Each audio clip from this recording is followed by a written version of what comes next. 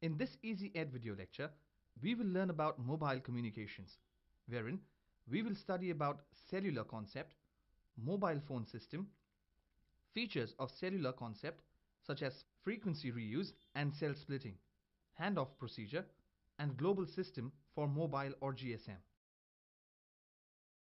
When we have to call someone, we just take out our mobile phone and dial the required number. But has anyone ever wondered how these mobile phones work?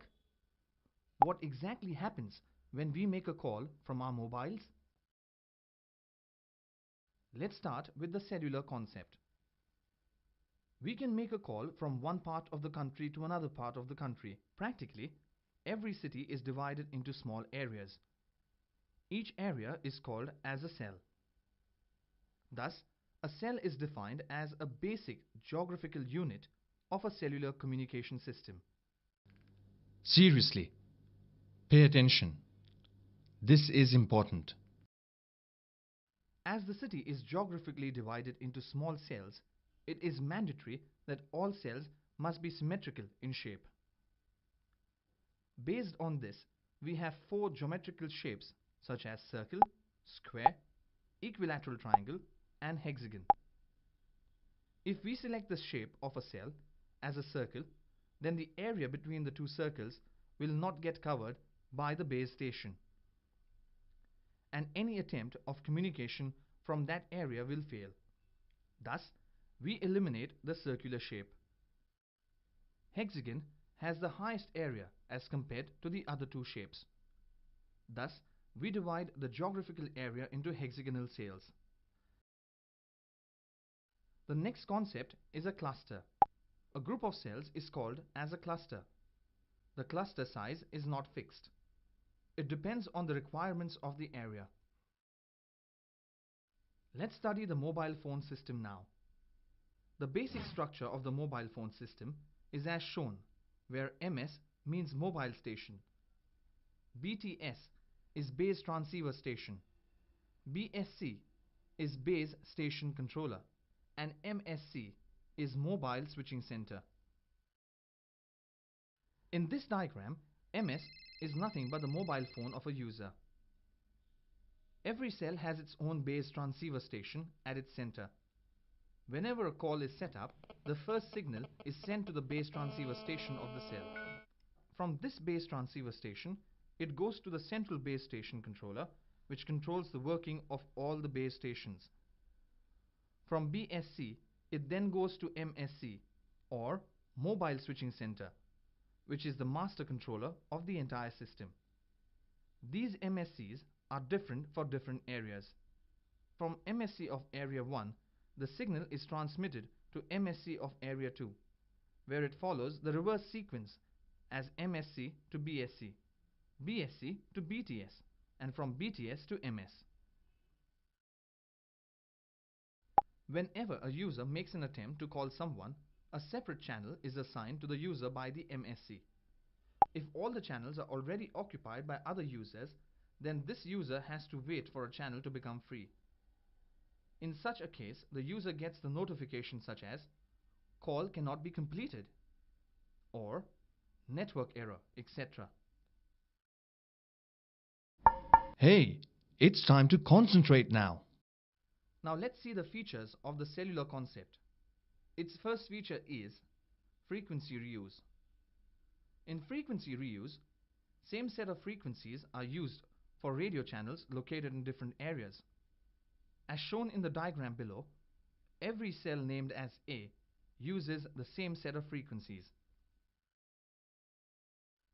The advantages of frequency reuse are: many transmitters of small output power operating at the same frequency can be used. It reduces the minimum height of the transmitting antenna, as each antenna has to cover a small distance.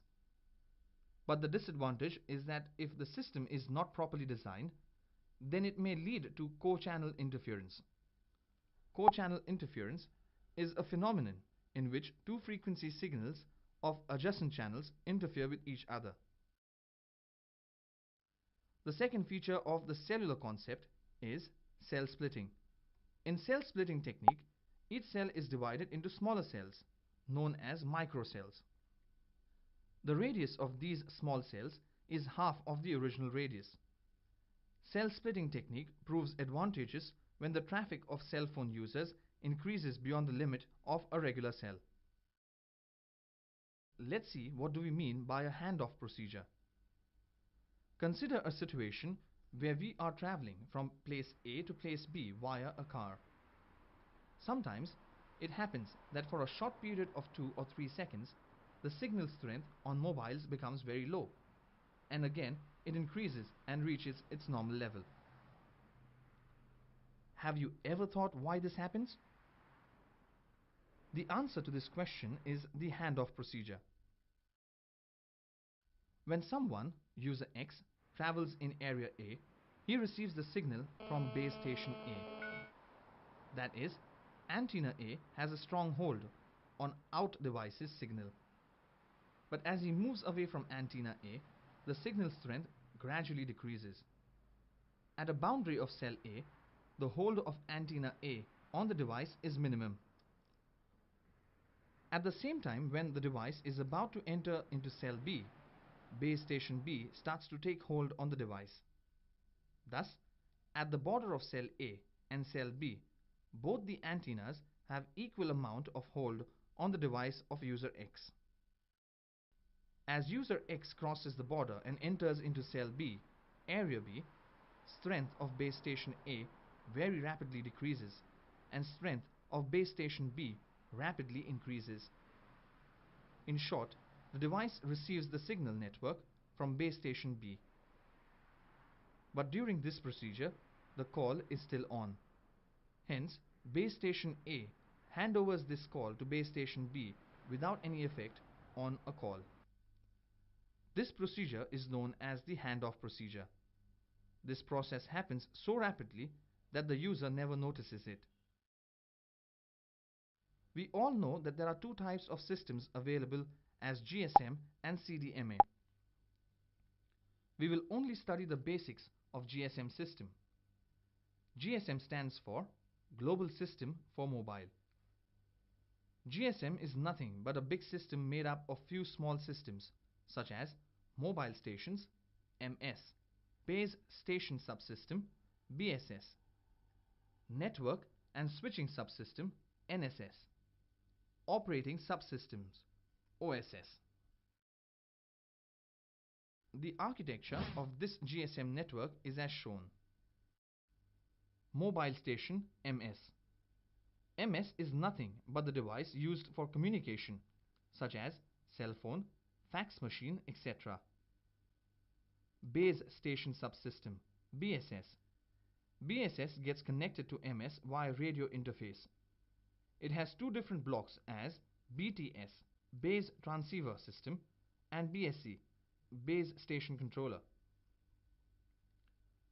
Practically, every MS gets connected to BTS of that area.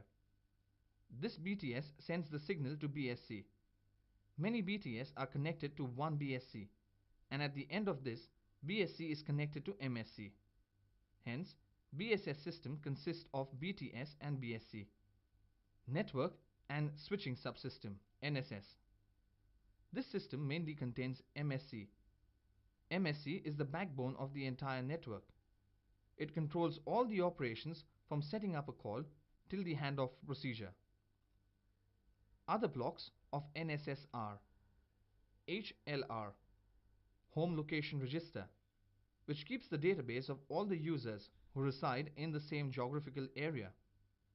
VLR, Visitor Location Register, keeps the track of all the users who are visitors for that particular geographical area, mainly roaming customers.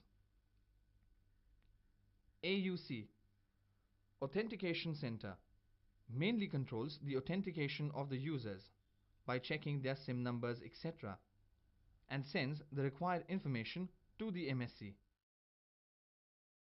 Let's take a quick review of what we have learned. We started with the cellular concept where we learned that every geographical area is divided into hexagonal shaped small areas called as cell. A group of such cells is called as a cluster. After that, we studied the basic structure of the mobile phone system. where MS means mobile station, BTS is base transceiver station, BSC is base station controller, and MSC is mobile switching center. Whenever a call is initialized, a signal follows the sequence as MS to BTS, BTS to BSC, BSC to MSC of area 1, from MSC1 to MSC of area 2, from MSC to BSC, from BSC to BTS, and from BTS to receiving MS or user. Next, we studied two features of the cellular concept, such as frequency reuse, in which the same set of frequencies are used for radio channels located in different areas, and cell splitting, where each cell is divided into smaller cells known as microcells.